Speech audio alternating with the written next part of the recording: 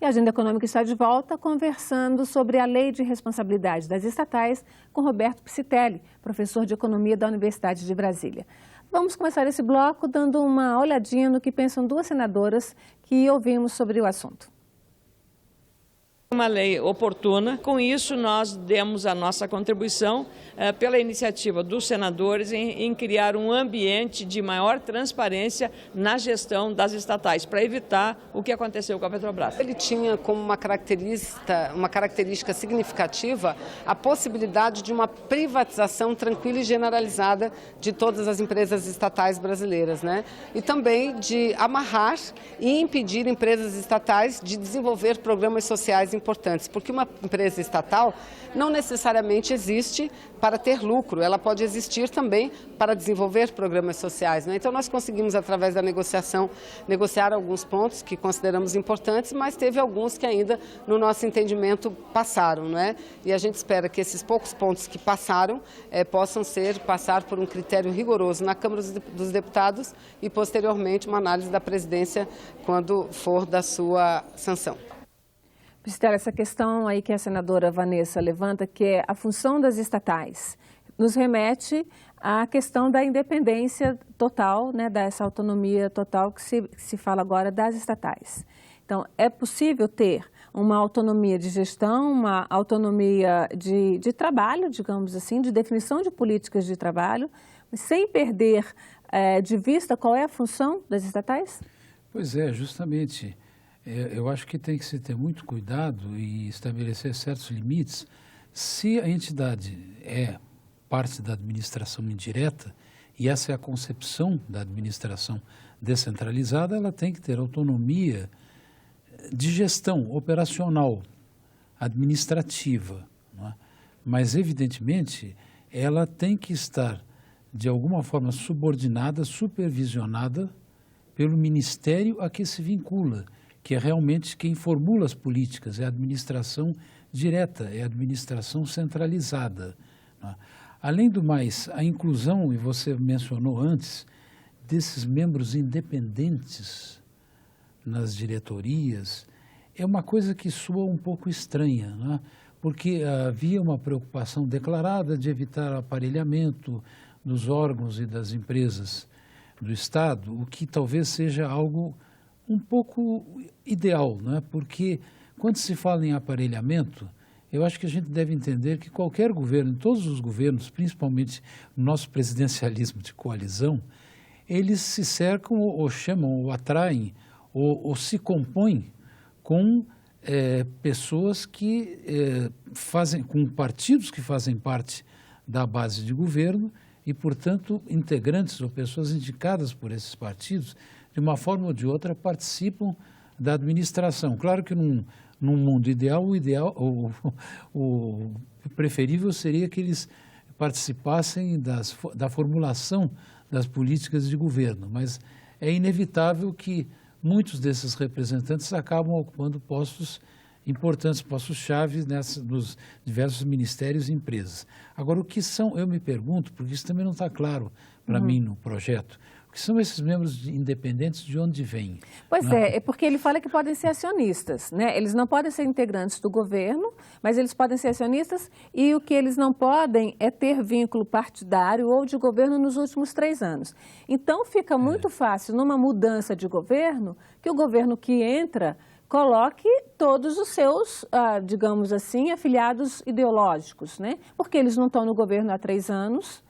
E se eles não tiverem nenhum vínculo partidário, ele, na verdade, não tira muito aqui essa possibilidade de aparelhamento, como é dito. Pode até estimular esse processo, digamos assim, de mudanças bruscas, né, e muito abrangentes em termos de administração, o que às vezes pode ser fatal para a continuidade de projetos. Mas é uma das coisas realmente que me preocupam. E esses impedimentos estão relacionados também a períodos anteriores, a períodos como no caso do Conselho de Administração, dos últimos 36 meses. Daqui a pouco, onde é que você vai arranjar essas pessoas? Ou haverá pessoas assim tão independentes e totalmente desvinculadas. E que tenham vínculo com o assunto, com o setor produtivo da empresa? Porque isso é uma exigência, né? Tem que ter vínculo. De onde vem? De fora, né?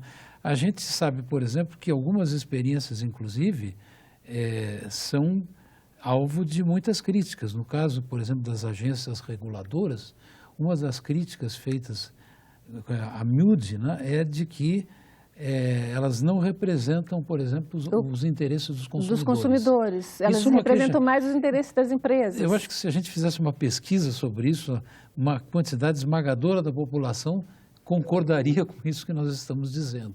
Ou seja, são pessoas, às vezes, colocadas nesses postos, que, em tese, inclusive, não podem ser removidas, que têm mandatos fixos e que, muitas vezes, mais parecem defensoras dos interesses de grandes empresas, dos oligopólios, etc., e dão indicações de que o consumidor está em segundo plano ou ele não tem a quem recorrer.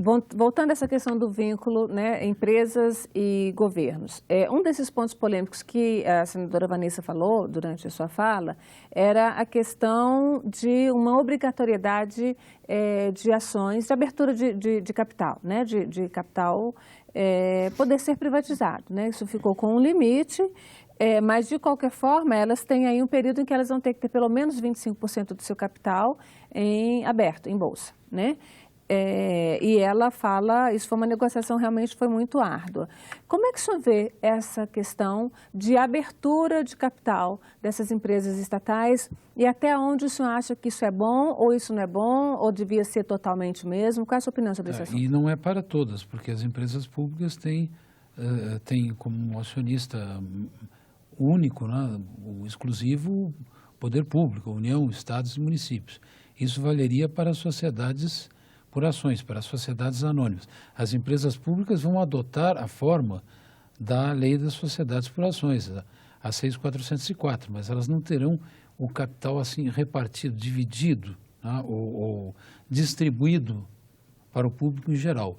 No caso das sociedades de economia mista, enfim, uma maior participação do público em geral, uma maior diluição do capital não é indesejável, desde que, obviamente, não se perca o controle estratégico dessas empresas. Inclusive, as novas nem poderão lançar ações preferenciais.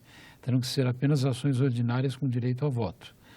Agora, voltando ao que você colocou antes, eu acho que se criaram tantos mecanismos, houve uma tentativa tão grande de se criarem mecanismos de controle, que parece que algumas coisas assim se entrecruzam. E parece que uns órgãos se superpõem aos outros, e me parece que isso tenderá a criar estruturas até muito pesadas e paralelas nas empresas. Por exemplo, eu anotei aqui que nós teremos, além da auditoria interna, um comitê de auditoria estatutário, né, que estará vinculado lá preferencialmente ao Conselho de Administração. Mas nós teremos, além disso, sempre com essa preocupação voltada para o controle, uma área de compliance e riscos, né? Além disso, nós teremos ainda um outro comitê estatutário.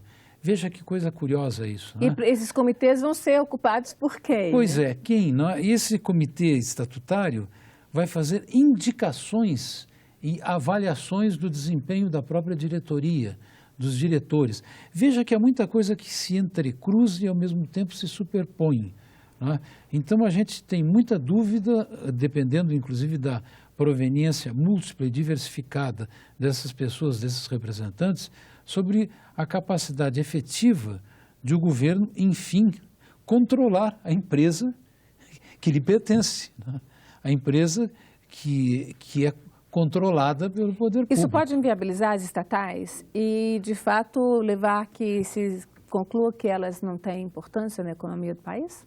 Não, eu acho que elas têm uma enorme importância na economia do país, até pelo papel estratégico que elas representam. Por exemplo, uma Petrobras, uma Eletrobras, uma Caixa Econômica Federal, um Banco do Brasil, isso indiscutivelmente, né? Agora, eu não tenho muita certeza, por exemplo, de que todos esses mecanismos institucionais nos propiciem aquelas informações que são realmente desejáveis por parte da sociedade. Fala em vários balanços que devem ser publicados. São 3 ou 4 relatórios enormes que devem ser publicados em jornais e tudo, falando da atividade. Pela né? lei das sociedades por ações, pela lei do mercado de capitais, todas essas empresas, inclusive com as novas exigências do mercado de capitais, da Bolsa de Valores, elas estão sujeitas a um controle estrito, elas têm vários tipos de relatórios, de demonstrações que têm que ser publicadas, né? E, inclusive, dependendo até do setor, elas estão sujeitas a fiscalizações específicas, como, por exemplo, uma instituição do sistema financeiro pelo próprio Banco Central, né? Então, isso tudo me traz assim um certo ceticismo, porque parece que se colou muito esse projeto, a imagem da Petrobras e dos desmandos ocorridos na Petrobras, que na realidade eram problemas que vinham há décadas, né? E que envolviam, na realidade, todo o corpo funcional e as relações da empresa, né, com o mundo econômico de modo geral, com seus fornecedores, com seus clientes no país e no exterior.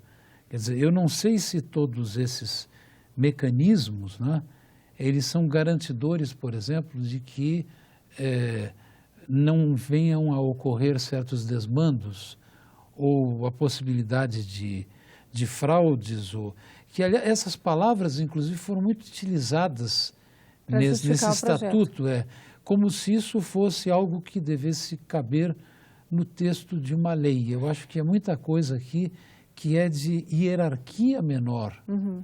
Isso que eu ia ver, ela é muito detalhada, ela diz como devem ser as compras, qual é o percentual de compra que é dispensada de licitação, de obra, como é que deve ser feito, né? É muito detalhado mesmo, né? Inclusive você falou numa outra coisa interessante, que os limites fixados para dispensa de licitação, por exemplo, são baixíssimos no caso de obras e de serviços, né? Como se a gente estivesse tratando de valores pequenos ou de órgãos da administração direta, né? Nós temos valores aí como limite para dispensa de licitação de 50 mil, de 100 mil reais. Você imagina, né? Uma empresa... Imagina uma empresa como a Petrobras ter que ficar amarrada a isso, né? Quer dizer, eu acho que em alguns casos, inclusive, isso pode criar um entrave, né? E tirar toda a margem de manobra de que dispõe, de que deveria dispor o administrador para que realmente ela exercesse autonomia, não ter independência, mas que a gestão tivesse autonomia. São duas palavras que se misturam e se confundem, né? Autonomia é uma coisa, independência é outra. Exatamente. Mas como a gente tem que encerrar, esse projeto foi para a Câmara, está parado lá, porque está tudo parado lá, mas como é que você vê essa tramitação na Câmara? Você acha que vai ter muita discussão quando ele vier a tramitar? Você acha que vê possibilidade de tramitar ainda esse ano? Eu gostaria, por exemplo, de que ele tivesse uma tramitação como teve a boa lei das sociedades por ações à época, que é uma das boas leis desse país e que teve efetivamente uma participação ampla da sociedade, diversos segmentos de interesses, né, nesse tipo de organização societária. À época, o relator foi o Tancredo Neves, que parece que fez um trabalho, eu diria, de tanta qualidade, que essa é uma das poucas leis que pegaram no Brasil. E dura até hoje. E dura até hoje, né? Na sua essência, ela continua íntegra. Muito obrigada a você pela presença aqui na Agenda Econômica, Piscitelli. Eu que agradeço. Agradeço também a você, telespectador, que nos acompanhou até aqui. Fale conosco, mande suas sugestões e pautas. O nosso telefone é o 0800 612211. A ligação é gratuita. Se quiser rever este programa ou indicar para alguém, acesse nossa página na internet, senado.leg.br/TV. Até a próxima Agenda Econômica.